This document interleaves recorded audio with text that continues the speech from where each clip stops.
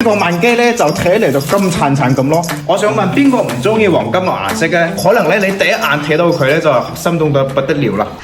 一個字絕。Hello 啊，咁多位，近排咧有香港朋友上咗一隻矮腳貓，但係咧矮腳貓又分為拿破崙啦，仲有嗰個曼基，所以咧好多香港朋友唔知點樣去選擇呢隻貓。今日咧純仔俾大家睇下5隻都有曼基拿破崙嘅貓。首先我哋先睇下第一隻，呢個咧就矮腳長毛呢隻拿破崙啦，佢呢個係乳白色，就忌廉色加白，佢臉版咧就超級得意，小元寶耳仔。我哋咧睇貓就速度咧就快一啲，佢第一盤咧好似睇到佢4個腳咧都冇佢呢條尾咁長喎，係咪啊？呢個咧就叫做貼地矮嘅。然之後咧，我哋呢隻貓貓咧仲有呢個五粉。五粉嘅意思咧就係佢4個腳底啦，同埋佢個鼻頭啦都係粉色嘅哦。我哋睇下一隻，下一隻咧呢個咧就好重手呢個小朋友喎，你睇都係粉鼻頭咧，元寶耳仔，呢個臉版都好 Q 啊。然之後咧佢背脊毛毛咧呢個就唔屬於滿背咯，係有少少雜色，但係咧呢少少色塊咧就完全唔影響佢個顏值咯。佢咧甜美度就非常高，你睇可以練得好正。特別係呢個粉鼻頭，可能咧你第一眼睇到佢咧就心動到不得了啦。咁我哋而家咧就睇下呢個金漸層曼基啦。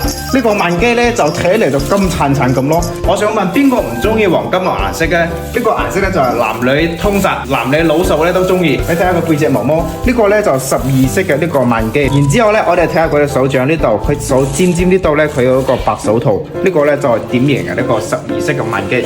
我哋一樣睇下佢第一盤先。我哋呢隻貓貓咧俾人感覺就係睇到佢啊，佢好似冇生腳咁喎。呢個咧就典型嘅呢個矮腳曼基，貼地矮嘅，好似法拉利咁樣嘅跑車個底盤啊！呢隻貓貓真係好 Q 好 Q。第4隻咧就係呢個小紅版嘅呢個曼基藍金喎。呢個貓貓真係你咁樣一隻手就咁捉住佢咧，佢性格就好好，佢唔會話咁樣隨便去喐啊。呢個隻貓就性格係非常之好。我哋抱起嚟咧，佢性格咧真係好黐人。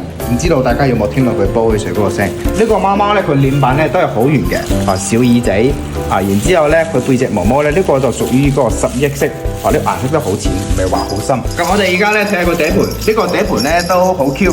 我哋而家咧攞一隻全深圳揾唔到第2隻貓貓嘅一個曼基，啊點解話咁樣講咧？呢個曼基咧就我而家啱攞出嚟呢隻，佢臉版咧係屬於個好紅呢個，呢個咧都係屬於小紅版啊。但係咧兩隻貓貓我哋攞起身咧，兩隻貓就睇到呢隻好紅，呢個咧都屬於紅版，但係咧佢係小紅版。我哋睇貓啊最驚就對比啦，你睇兩隻貓貓，但係呢個顏色咧就深咗少少，呢個就淺少少。咁我哋呢隻貓貓咧有冇大家中意嘅咧？如果咧你有中意嘅話，快嚟到我哋深圳貓舍現場揀貓啊！我哋貓舍咧唔單止有曼基同埋拿破崙啦，好似嗰啲英長貓貓啦，我哋貓舍都有。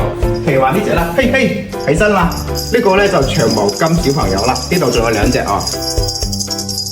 如果咧你對貓貓感興趣嘅話咧，歡迎大家嚟我哋深圳貓舍睇貓啦。OK，拜拜。